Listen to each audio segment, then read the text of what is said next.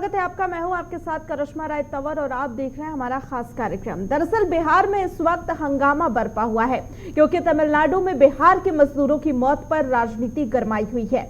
आपको बता दें कि अब तक तमिलनाडु में 4 मजदूरों की मौत की खबर है जो बिहार के हैं, लेकिन इस पर राजनीति इसलिए है क्योंकि बिहार के उप मुख्यमंत्री स्टालिन की 1 मार्च को बर्थडे पार्टी में गए और फिर बवाल हो गया और आज इसी बात को लेकर हंगामा विधानसभा के अंदर भी देखने को मिल रहा है। तो चलिए शुरुआत सबसे पहले एक बड़ी खबर के साथ कर लेते हैं। बड़ी खबर आपको बता दें कि बिहार विधानसभा में जोरदार हंगामा देखने को मिला है। तेजस्वी यादव के इस्तीफे की मांग भी इस दौरान की जा रही है।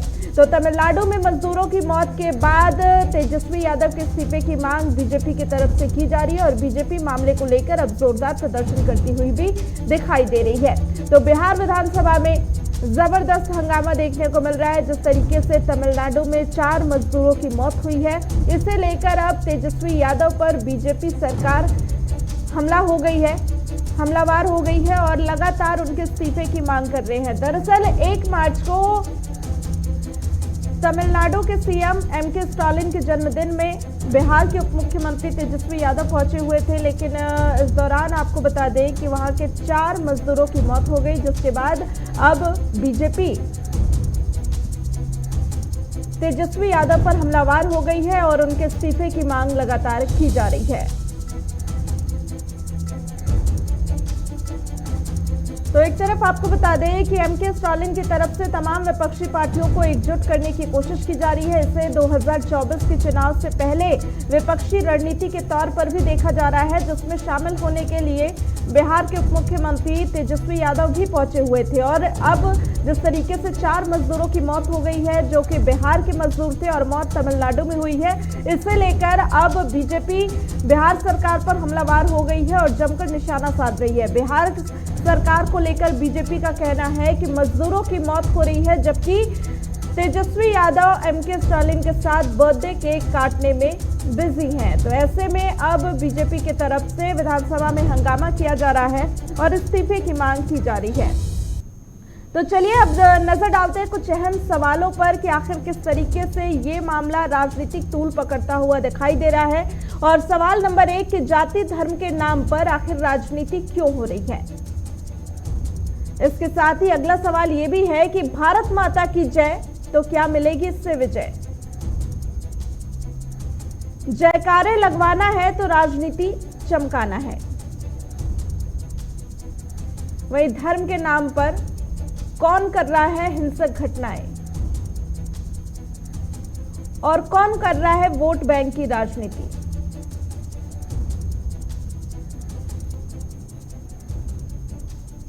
तो इसी पर चर्चा करने के लिए तमाम गेस्ट भी हमारे साथ बने हुए हैं और बीजेपी की तरफ से मनीष पांडे जी हमारे साथ है, जेडीयू की तरफ से राजेश तिवारी हमारे साथ है और political expert doctor Ajay Tiwari भी हमारे साथ बने हुए हैं। तो आप सभी का बहुत बहुत स्वागत है। और सबसे पहले राजेश तिवारी जी, मैं आपके पास आ रही हूं क्योंकि बिहार सरकार पर कई सारे आरोप लग रहे हैं कि बिहार के मजदूर तमिलनाडु में मर रहे हैं और बिहार सरकार केक काटने में बिजी है।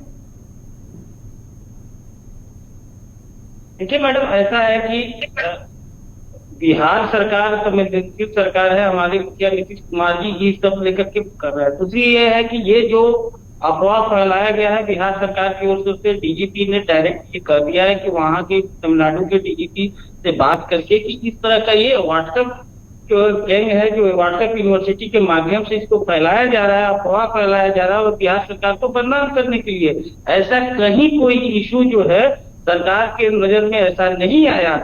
जो भी ये फैलाया जा रहा है, इस समय आने दीजिए, इसका सबका भंडाफोड़ होगा कि कौन ऐसे लोग हैं जो इस तरह का अफवाह फैला करके बिहार के लोगों के बीच में दहशत पैदा कर रहे हैं, बल्कि ऐसा कोई भी बात नहीं। ठीक है, मनीष पांडे जी इस पर जवाब दीजिएगा क्योंकि आपकी तरफ से तेजस्वी यादव के इस्तीफे की मांग की जा रही है और लगातार आरोप आप यही लगा रहे हैं कि बिहार के मजदूरों की मौत हो रही है लेकिन बिहार सरकार को कोई फिक्र नहीं है।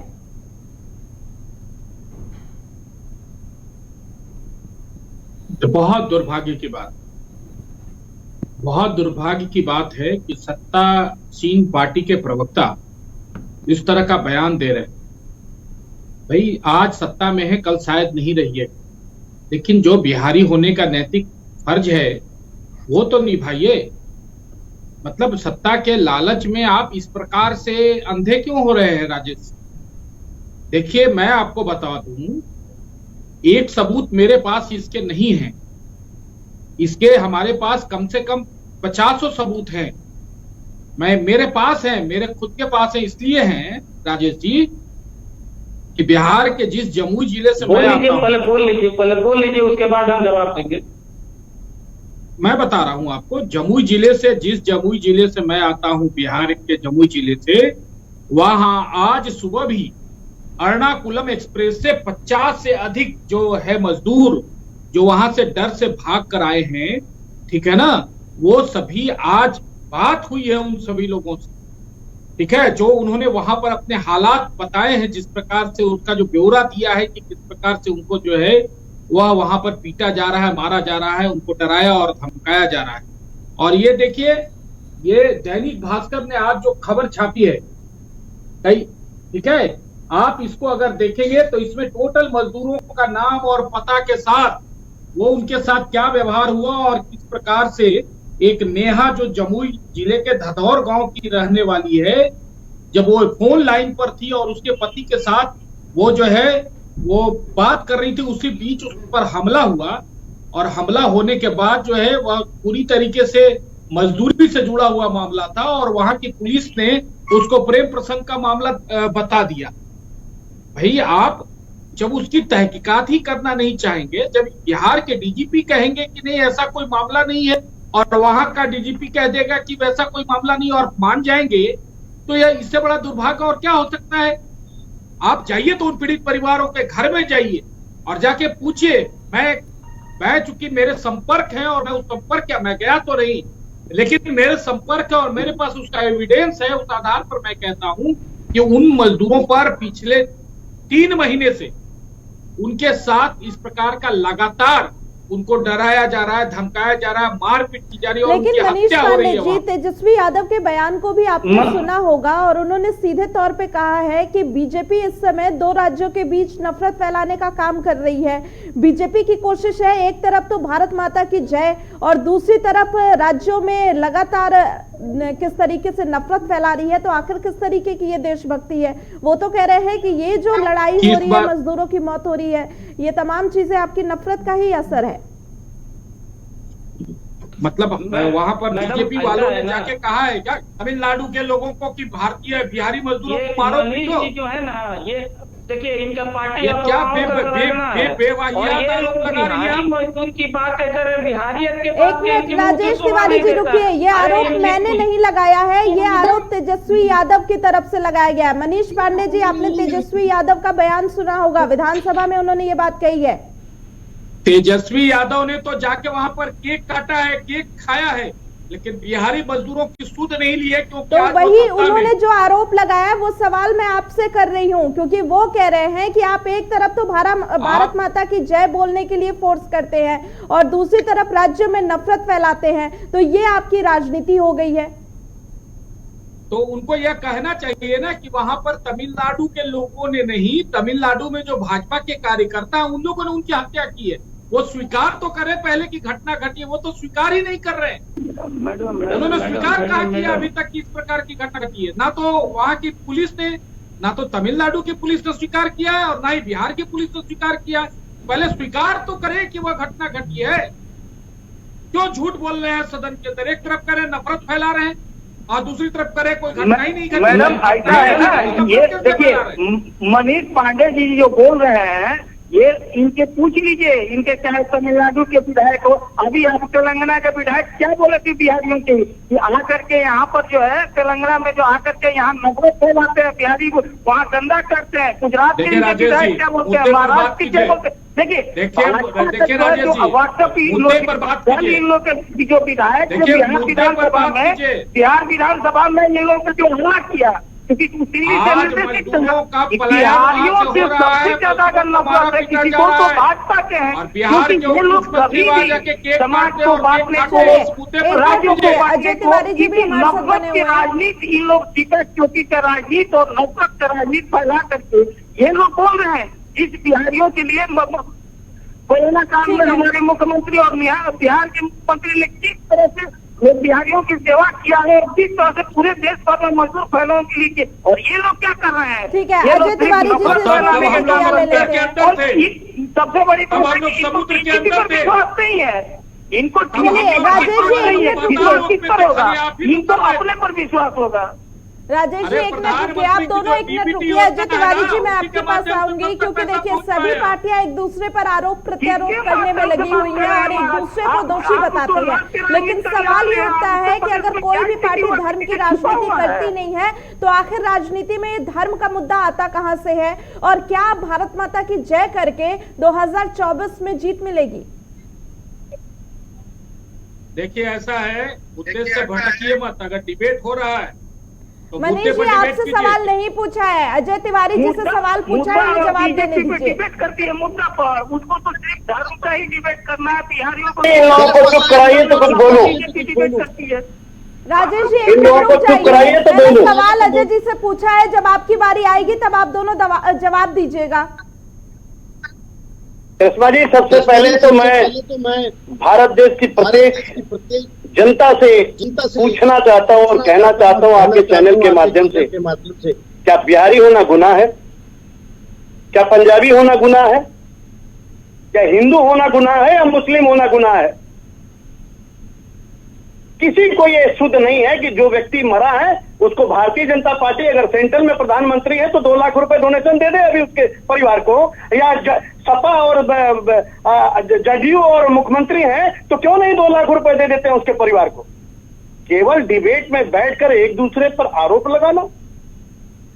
करिश्मा जी, यह देश का दुर्भाग्य है कि महाराष्ट्र में 13 करोड़ प्रवासी जो मजदूरी करके उस महाराष्ट्र सरकार को, उस महाराष्ट्र के राज्य को अपनी मेहनत, अपने टैक्स से बढ़ाने का काम कर रही है। तेलंगाना में 11 लाख प्रवासी जो बिहारी भी हैं, राजस्थानी भी हैं, बंगाली भी हैं, उड़िया भी हैं, मजदूरी करके अपना काम कर रहे हैं और उस राज्य को बढ़ाने का काम कर रहे हैं। कर्नाटका में, गुजरात में 6 करोड़, दिल्ली में 2 करोड़। आप लोगों ने क्या, राजनीति का मतलब क्या है? राजनीति का मतलब आरोप और प्रत्यारोप है, आप करिए, लेकिन उन मजदूरों को क्या है जिसे कमरे में बंद कर जला के राख कर दिया जा रहा है? मैं राज्य सरकार से, केंद्र सरकार से मांग करना चाहता हूं, ये आपके चैनल के माध्यम से, कि हर राज्य में प्रवासी कल्याण बोर्ड क्यों नहीं बनता? भारत के संविधान में डोमिसाइल और माइग्रेशन का चलन है। एक राज्य से दूसरे राज्य में काम करने वाले व्यक्ति का तो वो प्रवासी हुआ, और शायद प्रवासी है तभी नरेंद्र मोदी जी ने अभी लागू किया है कि प्रवासी श्रमिक कार्ड बनेगा, और प्रवासी श्रमिक कार्ड तेजी से बन रहा है। कब प्रवासियों की सूद ली जाएगी? कोरोना होगा तो रोएगा, फैक्ट्री में जला दिया जाएगा तो रोएगा, और केवल राजनीति होती रहेगी। ये कब तक चलेगा? बिहारी और उत्तर प्रदेशी और हिंदू और मुस्लिम और फलाना, ये बंद करना होगा इस देश में।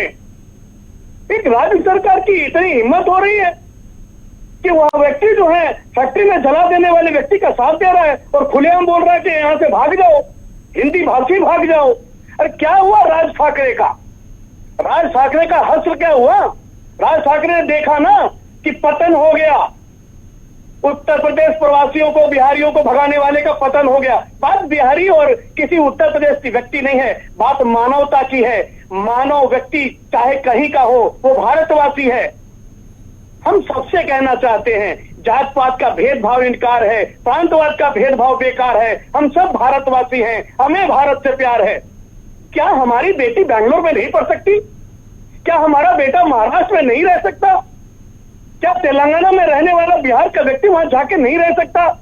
और अगर रह सकता है तो उस राज्य सरकार और सेंट्रल सरकार की जिम्मेदारी है कि उसकी सुरक्षा करे, उसका सम्मान बरकरार रखे। लेकिन क्यों नहीं राज्यों में प्रवासी कल्याण बोर्ड बनाया जाता है? ये भी तो देखा जाता है कि जब भी चुनाव आते हैं सभी राजनीतिक पार्टियां इन्हीं का अपना वोटर बैंक की तरह यूज करती है, और उसके बाद मैडम, आज मैं आपको बता रहा हूं करिश्मा जी, 16 करोड़ 13 करोड़ जनता महाराष्ट्र में प्रवासी जिंदगी बिता रहे हैं। उनको वोट तो लेने का काम करने वाले नेता लोग पार्टियों से वोट तो ले लेते हैं, लेकिन जब कोरोना आता है तो उनको धक्के के लिए छोड़ देते हैं।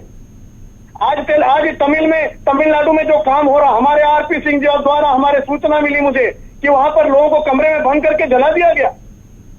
लोग काम कराते हैं, उनको तनख्वाह नहीं देते।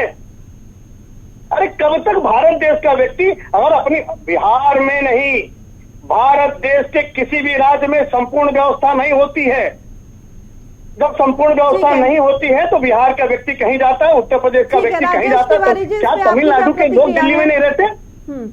ठीक है राजेश तिवारी जी, इस पर आपकी क्या प्रतिक्रिया है? क्योंकि मजदूरों की जो हालत हो रही है अब इसमें आपकी भी जवाबदेही इसलिए भी बनती है क्योंकि अगर बिहार के मजदूरों की मौत होती है तो उसका आपको जवाब तो देना होगा। नहीं, एकदम डॉक्टर साहब एकदम सही मांग कर रहे हैं और ये इनका जो है जायज भी मांग है। लेकिन देखिए मैडम, है क्या ना, बिहारी होना गुनाह है, किसान होना गुनाह है, आपका मजदूर होना गुनाह है, विद्यार्थी होना गुनाह है, लेकिन सबसे ज्यादा अगर पुण्य के काम भाजपा ही होना हो है। अगर आप भाजपा नहीं है तो उसके बाद कोई गुनाह का कहीं का कुछ नहीं यूज है। और सबसे बड़ी बात है कि जिस तरह से वहाँ जो सरकारें हैं तमिलनाडु में या वहाँ के विपक्षी दल है या भाजपा का जहाँ जहाँ शासित राज्य है, वो किस तरह से, जब सरकार के आपके पास भरोसा नहीं है, सरकार आपको जो टाइम दीजिएगा। जी अजय जी बोलिए। जी करिश्मा जी, राजेश तिवारी जी एक मिनट या तो सुन लीजिए, करिश्मा जी ने टाइम दिया है। राजेश तिवारी जी, भारतीय जनता पार्टी उतनी बड़ी पार्टी नहीं थी, कांग्रेस से बड़ी पार्टी इस धरती पर नहीं हुआ करती थी, लेकिन भारतीय जनता पार्टी ने अपनी मेहनत से सन 80 के बाद से अपना मेहनत करके समाज को जीतने का काम किया है और तब जाकर के यहाँ पहुंची है। लालू जी ने अपनी, चाहे वो जो भी हो, लालू जी के अपने नाम का क्रेज रहा है, तो आज तेजस्वी यादव और ये लोग अपना परचम लहरा रहे हैं। देखिए, जो समाज में काम करेगा उसका नाम होगा, लेकिन आज जो डिबेट पर हम बैठे हैं किसी राजनीतिक पार्टी पर लंच लेके लगाने के लिए नहीं बैठे हैं। आपसे प्रार्थना है कि आप अपनी पार्टी के मुख्यमंत्री से बोलिए, आप अपनी पार्टी के मुख्यमंत्री से बोलिए कि भैया मजदूरों को जाकर के मुआवजा दें और मजदूरों की सुरक्षा दें। बिहार के मुख्यमंत्री हैं नीतीश कुमार, तो उनसे बोलिए कि बिहारियों की रक्षा करने के प्रयास करें, सेंट्रल सरकार को चिट्ठी लिखें।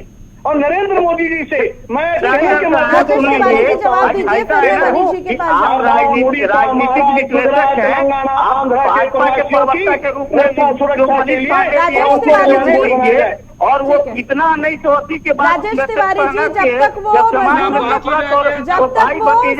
कर रहे थे, जब तक वो नॉर्मल बात कर रहे थे, तब तक वो भाजपा के प्रवक्ता नहीं थे। आपसे सवाल पूछा और वो भाजपा के प्रवक्ता हो गए। तो आपको ये भी मालूम है कि बिहार के मुख्यमंत्री नीतीश कुमार जी इसके प्रति कितना संवेदनशील रहते हैं और कितना काम करते हैं, ये तो आपको बताना चाहिए। लेकिन आप जो उदाहरण दे रहे हैं, भाजपा का महामंडित कर रहे हैं, आपको तो सच बोलना चाहिए क्योंकि आप राजनीतिक विश्लेषक हैं। उसके लिए झूठ बोलने के लिए, प्रचार करने के लिए मनीष पांडे जी बैठे हुए हैं। इसके लिए राजेश तिवारी जी एक मिनट, राजेश तिवारी जी अभी आपने अजय जी से कहा था कि वो सही बोल रहे हैं क्योंकि उन्होंने आपसे सवाल नहीं किया था। एक सवाल उन्होंने आपसे किया तो वो बीजेपी के प्रवक्ता हो गए।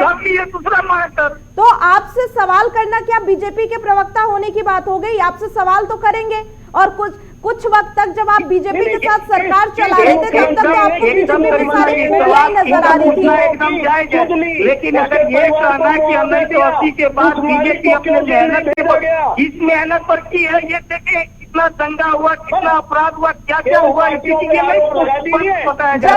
से तेजस्वी यादव के साथ आपकी सरकार बनी तब से आपको सारी कमियां दिखने लग गई। चलिए मनीष पांडे जी जवाब दीजिए इस पे। बहस कीजिए मनीष पांडे जी, मुद्दे पर बहस कीजिए, मुद्दे पर।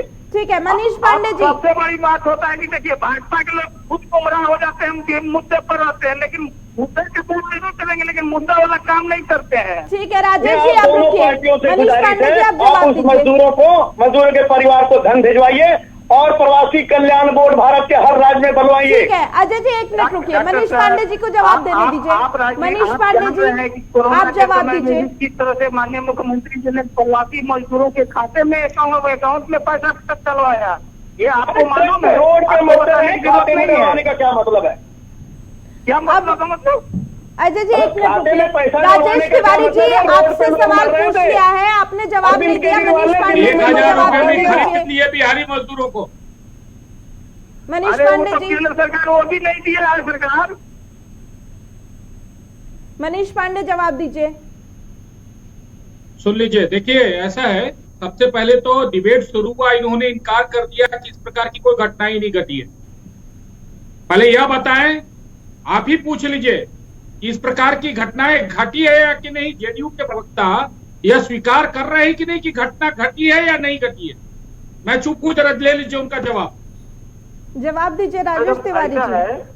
कहाँ बता रहे हैं कि पहले ये अपने विधायक दल के नेता से पूछ लें कि उसके बाद ये पीछे क्यों हट गए। शुरुआत सीधा जवाब चाहिए। सरकार के सरकार के जब बीजेपी कह रहे हैं, तमिलनाडु के बीजेपी सीधा जवाब चाहिए, कोई भी बात नहीं है, तो क्या ये इनके बैठ करके ये अफवाह जो फैला रहे हैं, क्या अफवाह पर हम विश्वास करें?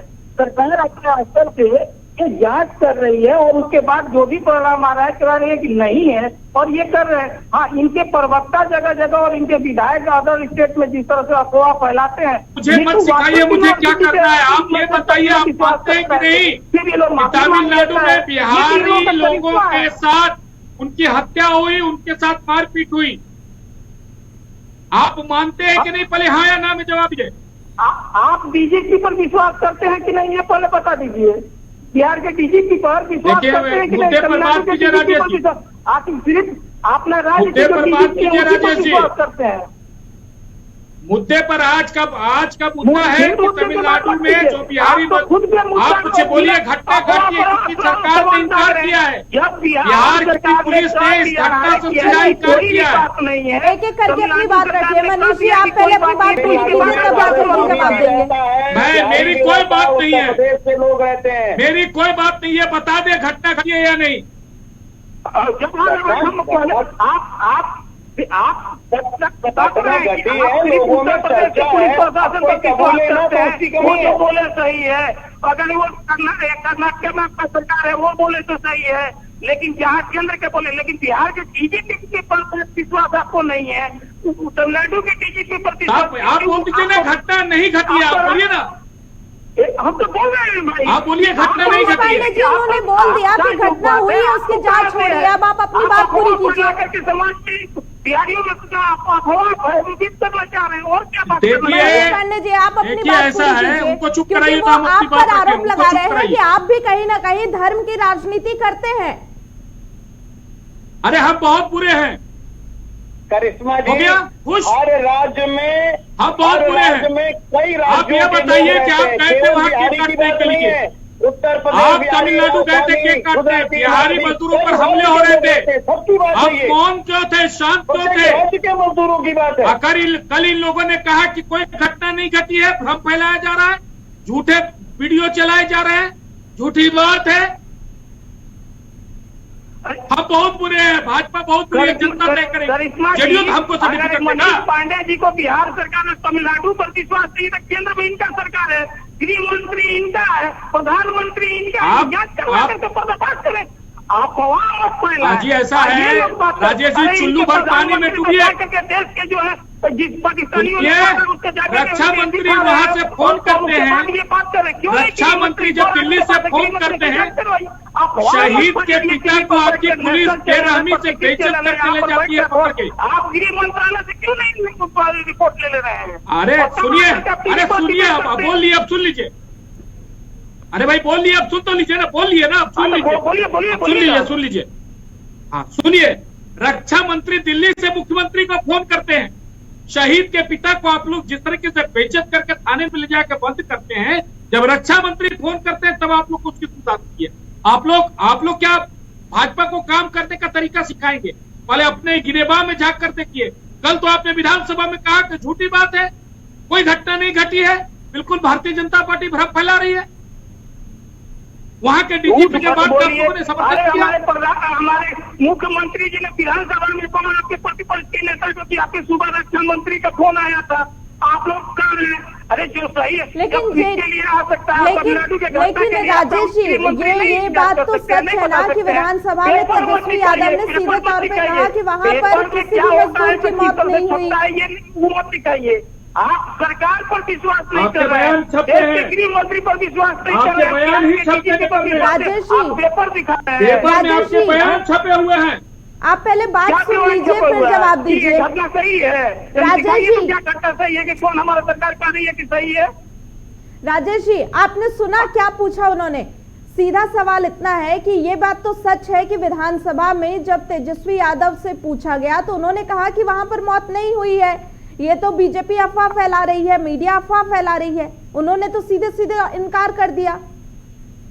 मैडम ये सही बात, वही हम भी कर रहे हैं कि हमारे डीजीपी, हमारे सब कोई जो भी ये कह रहा है कि ऐसी कोई घटना नहीं हुई है, और तमिलनाडु सरकार भी तो मैं पढ़ के सुना दूं? डीजीपी भी प्रेस कॉन्फ्रेंस के तरह डीजीपी ने क्या कहा, मैं पढ़ के सुना दूं? है तो हमारा मैडम यही कहना है कि देश के गृह मंत्री इनका है, देश के प्रधानमंत्री। अरे भाई क्यों वो तो होगा ही, वो तो होगा ही कि नहीं ये सही हुआ, ये नहीं वो भी होगा करके और सिर्फ अमेरिका में प्रभाव करेगा, अफवाह फैलाएगा लो, तो ये ठीक नहीं ना है जी। लेकिन सवाल राजेश जी यहाँ पर है कि ठीक है, मजदूरों की बात यहाँ पर हो रही है इसलिए कि मजदूरों को वोट बैंक के तौर पे यूज किया जाता है, लेकिन उनके वही बात, मैं पहले बात सुन लीजिए, पूरा सवाल सुन लीजिए फिर आप बोलिए कि उनकी सुरक्षा के लिए उनके लिए क्या सरकार कर रही है। सवाल ये है, उस पर जवाब दीजिए कि आपने क्या किया है। मैं डीजीपी का बयान सुना दूं पढ़ के, उन्होंने क्या कहा है? अरे करिश्मा जी, मैं डीजीपी का बयान पढ़ के सुना दूं? मनीष पांडे जी सुन लिया, आप एक ही बात तब से बोल रहे हैं, उससे आगे बढ़िए। करिश्मा जी क्या बोल पड़े, उससे आगे बता दीजिए। तो वही तो आपने क्या किया है? ठीक है, आप प्रवासी मजदूरों का मुद्दा उठा रहे हैं, आपने क्या किया ये बताइए। हमने विधानसभा में उसकी सुरक्षा की मांग की है। विपक्ष की जो भूमिका है, जिस मामले को राज्य सरकार ने दबाया है, आज आप क्यों चर्चा कर रही है? आज आप बहस क्यों कर रही है? इसीलिए ना कि बीजेपी ने उस मुद्दे को उठाया है। नेता भाग खड़े हुए हैं, ये भी बता दीजिए। हाँ, तो क्या बीजेपी ने इसलिए ये मुद्दा उठाया है क्योंकि तेजस्वी यादव एमके स्टालिन के जन्मदिन में पहुंचे थे, जहां पर विपक्षी एकता को एकजुट करने की कोशिश हो रही थी, राजनीतिक मुद्दा बनाकर बनाने की कोशिश की जा रही है। जब बीजेपी के संज्ञान में यह मामला आया, नहीं, इसलिए उठाया है। सभी राजनीतिक पार्टियां अपने अपने तौर तरीके से राजनीति ही करती हैं। जी जी, दर्द यही है मैडम। करिश्मा जी, पत्रकार के रूप में आपका नजरिया हो सकता है। अजय जी, क्या मजदूरों के नाम पर अब राजनीति करने की कोशिश की जा रही है और इसीलिए मुद्दा इतना ये उठाया जा रहा है? जी करिश्मा जी, ये राजनीतिक पार्टियां सिर्फ राजनीति करना चाह रही है। मैं तो इन दोनों नहीं, भारत देश की हर पार्टियों से प्रार्थना करता हूँ कि प्रवासी मजदूरों के लिए प्रवासी कल्याण बोर्ड बनाया जाए और वहां पर उनकी सुरक्षा और सम्मान, समान अधिकार के लिए काम किया जाए। हर राज्य का व्यक्ति कहीं ना कहीं का वासी है और कहीं ना कहीं प्रवासी है। अब कब तक प्रवासी पिसता रहेगा, कब तक प्रवासी मरता रहेगा, कब तक प्रवासी पिटता रहेगा, इस पर विचार करने की जरूरत है। ये केवल बिहारी की बात नहीं है, उत्तर प्रदेश, बिहार, गुजरात, महाराष्ट्र, हर व्यक्ति कहीं ना कहीं का वासी और कहीं ना कहीं प्रवासी है। और जो प्रवासी है उसके दर्द को समझना होगा और प्रत्येक राजनीतिक पार्टियों को मिलकर सदन में, लोकसभा में, विधानसभा में प्रवासियों के लिए आवाज उठानी होगी। प्रवासियों के सम्मान, सुरक्षा की रक्षा के लिए राज्य सरकार, केंद्र सरकार ही जिम्मेदार है, चाहे वो भाजपा हो या चाहे वो जदयू हो। जो राज्य सरकार और केंद्र सरकार प्रवासियों की सुरक्षा नहीं कर सकती, उस व्यक्ति का राजनीति में रहना कोई फायदा नहीं है। भारत देश का प्रत्येक व्यक्ति आज इस बात से परेशान है, चाहे दिल्ली का मजदूर हो, चाहे महाराष्ट्र का मजदूर हो, चाहे कहीं का मजदूर हो। जो प्रवासी मजदूर है उसे मारा जाता है, उसे पीटा जाता है, उसे पैसा नहीं दिया जाता है, 3-3 साल की बच्चियों के साथ बलात्कार किया जाता है, उसको हनन किया जाता है और उसी व्यक्ति से वोट लेकर के और मंचों पर चढ़ करके ये नेता भाषण देते हैं, चाहे वो किसी भी पार्टी के हों। उनका वोट लेने में बड़ा मजा आता है, लेकिन इन पार्टियों को समझ नहीं आती है कि एक प्रवासी मजदूर जो आदमी काम करने गया, माँ बाप का पेट पालने गया, उनके साथ क्या अत्याचार हो रहा है। कब तक ये राजनीति करने वाले लोग प्रवासियों के साथ करेंगे? सवाल ये भी उठता है कि यहाँ पर दो पार्टियां बैठी हैं, बीजेपी और जेडीयू, जो आज एक दूसरे पर आरोप प्रत्यारोप कर रही हैं और कुछ वक्त पहले दोनों की साथ में मिलकर सरकार थी बिहार में, तो दोनों से भी ये सवाल हो सकता है कि उन्होंने क्या ऐसा किया? बिल्कुल है। भारतीय जनता पार्टी, जदयू, इनसे बिल्कुल सवाल है। आप भारत देश के प्रत्येक राज्य के प्रवासियों की सुरक्षा, सम्मान के लिए प्रवासी कल्याण बोर्ड बनवाइए और उसकी चिंता करिए। एक बेटी कमरे से बाहर नहीं निकल पा रही है। ठीक है मनीष जी, देखिए ऐसा है कि जो बात राजेश जी कह रहे हैं, आज हम उनसे अलग है जरूर, लेकिन बिहार में जैसे जो बात अभय जी कह रहे हैं ना, निश्चित रूप से सही बात है, बहुत अच्छी बात है, होना चाहिए। लेकिन क्या है उसमें, आप एक तराजू पर सारी पार्टी को नहीं तोल सकते। अगर आप विश्लेषक के रूप में बैठे हैं तो आपको सारी पार्टियों को अपने अपने स्तर से आईना दिखाना पड़ेगा। आप कैसे कह देंगे एक तरह आपने कह दिया कि हाँ सारी पार्टियां एक जैसी है, सारी पार्टियां राजनीति करती है। देखिए राजनीति करती है, ठीक है, राजेश जी, आपको कुछ सारी पार्टियों को राजनीति छोड़कर प्रवासियों के हित के लिए सोचना पड़ेगा मनीष जी। नहीं सारी राजनीति भूल करके प्रवासियों के हित के लिए सोचना पड़ेगा, तब जाकर संपर्क होगा। मैं केवल विरोध नहीं कर रहा हूँ, मैं तो सारी पार्टियों को जिम्मेदारी देना चाहता हूँ मैडम कि जिम्मेदारी से प्रवासियों के सुरक्षा सम्मान के लिए अपना कदम बढ़ाना होगा। सेंट्रल सरकार और राज्य सरकार को प्रवासियों की सुरक्षा दिलाना होगा। सुन लीजिए, अगर प्रधानमंत्री जी ने, सुन लीजिए एक बात, अगर डिजिटल इंडिया की बात करेंगे ना तो सबसे ज्यादा फायदा प्रवासी मजदूरों को हुआ है। उसका डीबीटी का सबसे ज्यादा फायदा प्रवासी मजदूरों का हुआ है। सरकार योजनाएं बनाती है, उन योजनाओं से लोगों को फायदा होता है, डायरेक्ट किसी को फायदा नहीं देती। प्रधानमंत्री क्या बोले योजना बहुत अच्छी है। आज मैं नरेंद्र मोदी का धन्यवाद करना चाहता हूँ मनीष जी, मैं प्रधानमंत्री जी का धन्यवाद करना चाहता हूँ कि प्रवासी श्रमिक कार्ड बनाया जा रहा है। पार्टी है डिजिटल करना, प्रवासी श्रमिक कार्ड बनाना का मुद्दा नहीं है, मुद्दा है हत्या, मुद्दा है बलात्कार, मुद्दा है हत्या और बलात्कार का मुद्दा है, मुद्दा डिजिटल का नहीं है, मुद्दा प्रवासी श्रमिक कार्ड का नहीं। मैं प्रधानमंत्री नरेंद्र मोदी का धन्यवाद करता हूँ कि उन्होंने डिजिटल किया, प्रवासियों को फायदा हुआ और प्रवासी कार्ड बन रहा है। लेकिन यहाँ पर मुद्दा प्रवासियों की हत्या, प्रवासियों की जमीन, प्रवासियों के बलात्कार पे है। कीजिए ना, इसीलिए तो मैं कह रहा हूँ कि मुद्दे पर बात कीजिए। मुख्यमंत्री गए केक काटने के लिए, लेकिन वहाँ बिहारी मजदूरों के ऊपर आक्रमण हो रहे थे, हमले हो रहे थे, उनको मौत के घाट उतारा जा रहा था और छूट नहीं दी। और बिहार आकर जब विपक्ष ने उस मुद्दे को उठाया वो सीधे डिनाई करते हैं कि घटना ही नहीं हुई है। देख लीजिए, क्योंकि सबसे बड़ा घटना हुई है, जग जाहिर है हो गया है कि ये लोग घटना हुई है, जग जाहिर है। तमिलनाडु में उप मुख्यमंत्री और विपक्ष की एकता के नाम पर वहाँ के केक काटे और उसमें जन्मदिन में शामिल हुए। 10 दिन करके है ये जिस तरह से बिहारी का मुद्दा और उसी समय के यूनिवर्सिटी के जो अंधभक्त है वो फैलाना शुरू कर दिए। तो ये इसके लेकर के 10 दिनों को विपक्षी एकता के उसकी तेजस्वी यादव जो है उसकी शामिल हुए। राजेश जी, हम तो कभी जगह ना, जिस तरह से अफवाह फैलाए, अरे हम कभी जगह ना, हम आज तक क्यों सोए हुए हैं और बिहार से माफी, अरे विपक्ष जो है, लेकिन राजेश जी आप बार-बार यही बात कर रहे हैं कि वहाँ पर लोग जो है वो तो माफी के सवाल है। लेकिन आप बार-बार ये बात क्यों कह रहे हैं? तो मैं बार-बार कहता हूँ, अगर जो मनीष पांडे जी अगर जो सच है तो आपका गृह मंत्रालय है, देश क्यों नहीं अमित शाह जी को जांच करवा रहे हैं कि अगर हम झूठ है तो हो जाए, चिंता मत कीजिए। अभी तो जब छापे पड़ते हैं तो बौखला जाते हैं आप लोग। नफरत फैलाने में बड़े बड़े बिल्डरों के यहाँ जिसके आप लोगों ने निवेश कर रखा है, बालू माफिया का पैसा, आप लोग तो कहते कीजिएगा। जब छापे पड़ते हैं तो आप लोग बिलबिला जाते हैं। हो तो रहा है राजेश जी, जब छापे पड़ते हैं तो बिलबिलाते हैं ना। आपके पूरे देश होगा, केंद्र सरकार करेगी जब आप नहीं कर पाइएगा। किसी के ऊपर कोई भ्रष्टाचारी नहीं है, किसी के ऊपर कोई कुछ समुद्री में नहाए हुए हैं। अरे थोड़ा सा भी शर्म कर लीजिए कि आप लोग जिस तरह से विपक्ष को प्रताड़ित कर रहे हैं, कभी अपना भी तो देख लीजिए। लेकिन दिक्कत यहाँ पे है कि आप दोनों सिर्फ एक दूसरे पर आरोप प्रत्यारोप कर रहे हैं। जो सवाल आपसे पूछा जा रहा है उसका जवाब नहीं दे रहे। राजेश जी, आपसे मैंने ये सवाल किया था कि आप बार बार ये क्यों कह रहे हैं कि सिर्फ झूठ फैलाया जा रहा है, ऐसा कुछ नहीं हुआ, जबकि खबर आपके सामने है। मैडम देखिए, जो सच है आपको एक चीज बता रहे हैं कि सबसे बड़ी बात है कि जब सरकार, बिहार सरकार क्लियर कर चुकी है, तमिलनाडु सरकार कर चुकी है कि ऐसी कोई भी बात नहीं है, फिर भी अगर भाजपा के लोग को अगर कैसे नहीं हुई है राजेश तिवारी जी, क्या आप इस बात से इनकार कर देंगे कि वहाँ पर मजदूरों की बात हुई है? करिश्मा जी, राजेश जी को पूरी सच्चाई मालूम नहीं है। तमिलनाडु सरकार अपने आप को बचाने के लिए ऐसा कह रही होगी कि घटना नहीं है, घटना हुई है। हम खुद राजनीतिक विश्लेषक हैं, हमने पता किया है। और आप राजेश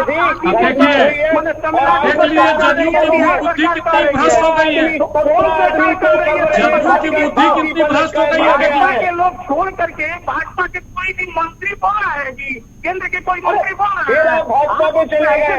राजनीतिक भाजपा के नहीं है, आप किसी भाजपा का मुद्दा नहीं है, क्या प्रवासी मजदूरों का है।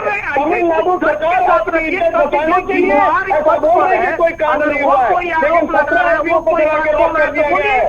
क्या गृह मंत्री रिपोर्ट मंगवा लीजिए। आप सब एक एक करके अपनी बात रखिए तो आपकी बात भी क्लियर होगी। सब एक साथ बोलेंगे तो सिर्फ ओवरलैप हो रहा है, किसी की बात क्लियर नहीं हो रही है। चलिए मनीष पांडे जी, आप अपनी प्रतिक्रिया दीजिए इस पे कि आपको क्यों ऐसा लग रहा है, क्योंकि देखिए वो बार बार यही कह रहे हैं कि वहां पर विपक्षी एकता एक होने की कोशिश कर रही थी, इसलिए बीजेपी इस मुद्दे को इतना भुना रही है। देखिए बहुत स्पष्ट है, ठीक है, अगर उनको लगता है राजेश को समस्या ये है, जबरदस्त कीजिएगा राजेश जी। देखिए समस्या ये है कि जदयू जब से आरजेडी की गोद में बैठ गई है ना, तब से जदयू की बुद्धि भी आरजेडी वाली हो गई। देखिए ये है कि ठीक है, हम कह रहे हैं हम गलत कर रहे हैं, बीजेपी बहुत गंदी पार्टी है, आग लगाने वाली पार्टी है, दंगाई पार्टी है, चलो ठीक है आप बोल रहे हैं, ठीक है, वहां तक क्षम्य है। भाई आप इनकार क्यों कर रहे हैं कि वहां बिहारी मजदूरों के साथ किसी प्रकार की कोई दुर्घटना नहीं घटी है? एक बात। दूसरी बात, तेजस्वी जी अगर वहां गए, आपके पास, आप राज्य को मुख्यमंत्री, आपके पास यह इनपुट क्यों नहीं है कि वहां पर बिहारी मजदूरों के साथ घटना घट रही है? इसका मतलब सरकार जो है वो संजीदा नहीं है। और अगर आप वहां गए और आपको जानकारी थी तो आपने स्टालिन से उसका क्यों उस विषय को उठाया वहां पर जाकर? आप जिस राज्य में आपके राज्य के निवासियों का, नागरिकों का दोहन होगा, शोषण होगा, उनकी हत्या होगी। मनीष जी, समय की कमी है, आपको बीच में रोक रही हूँ, लेकिन आप सभी का बहुत बहुत धन्यवाद हमारे साथ जुड़ने के लिए और अपनी बात रखने के लिए। इसी के साथ यहाँ पर रुकेंगे एक छोटे से ब्रेक के लिए।